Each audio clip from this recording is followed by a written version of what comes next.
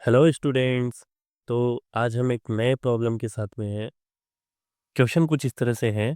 देखिए, एक leak proof cylinder है जिसकी लेंथ है 1 मीटर। 1 मीटर मीन्स मैंने एक सिलेंडर बनाया है यहाँ पे। इसकी लेंथ है 1 metre, total 100 centimetre.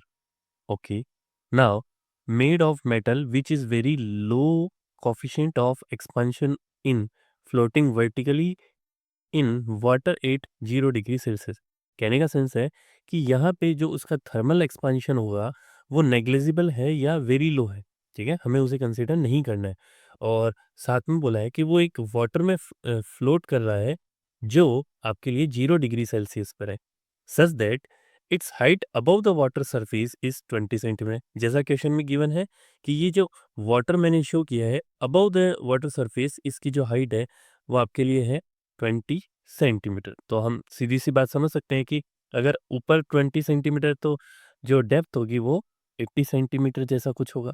Okay, when the temperature of the water is increase to 4 degree Celsius. अभी ये जो था वो 0 डिग्री सेल्सियस पे था, तो 4 डिग्री सेल्सियस पे जो होता है आपके, तो यहाँ पर 4 डिग्री सेल्सियस पे हम जानते हैं कि वाटर की डेंसिटी थोड़ा सा चेंज हो जाएगी। और चेंज हो जाएगी तो ये जो डिस्टेंसेस है जो फ्लोटिंग कर रही है above the surface of water, ये भी चेंज हो जाएगी। तो इसने कुछ इस तरह से दिया है इसके लिए कि cylinder above the water surface become 21 centimetre.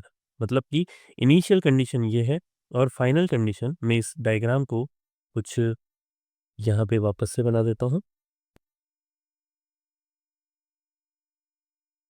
यहाँ पे मैंने ये डायग्राम वापस से बना दिया और इसके लिए कंडीशन दे रहा है कि जब यहाँ पे 4 डिग्री सेल्सियस का वाटर हो जाएगा तो ये हो जाएगा 21 सेंटीमीटर। तो मैं कह सकता हूँ कि ये वाला जो डाटा हो जाएगा यहाँ पे 79 सेंटीमीटर हो जाएगा। अब आपको क्वेश्चन क्या पूछ रहा है?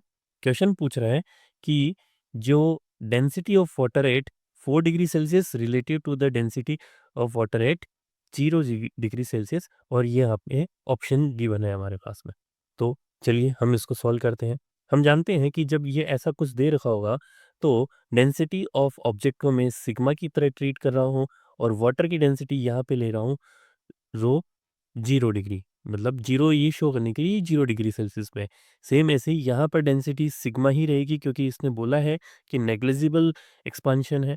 और यहाँ पर जो डेंसिटी होगी वाटर की वो होगी रो 4 डिग्री। और हमें जो फाइंड करना है, we have to find rho 4 degree divide by rho. हमारे पास गिवन है इस तरह का डाटा, तो हम जानते हैं कि डेंसिटी ऑफ ऑब्जेक्ट अपॉन में डेंसिटी ऑफ लिक्विड जो यहाँ पे वाटर है is equal to V in upon V total. हम ये जानते हैं V in V total. V in जो होगा वो इसके प्रोपोर्शनल होगा जो डेप्थ के अंदर है 80, अपॉन में जो इसकी टोटल होगी वो होगी 100। तो हम इसको 0.8 की तरह कंसिडर कर 0.80 लिख देता हूँ। सेम ऐसा ही यहाँ पर लिखेंगे sigma upon rho 4 degree Celsius.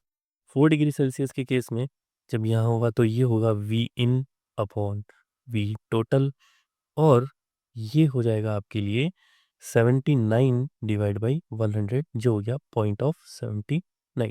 अब हमें ये वाला डाटा फाइंड करना है, तो हम ऐसा लिख सकते हैं rho of 4 degree upon rho at 0 degree is equal to sigma upon rho 0 degree divide by sigma upon rho of 4 degree is equal to, ये हो जाएगा आपके लिए ऊपर आएगा 0.80 और डिवाइड में आ जाएगा आपके लिए 0.79।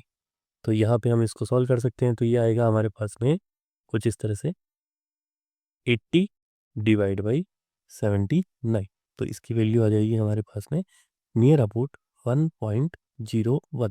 तो हमारा एग्जैक्ट आंसर हो जाएगा इसके लिए ये वाला 1.01। Thank you.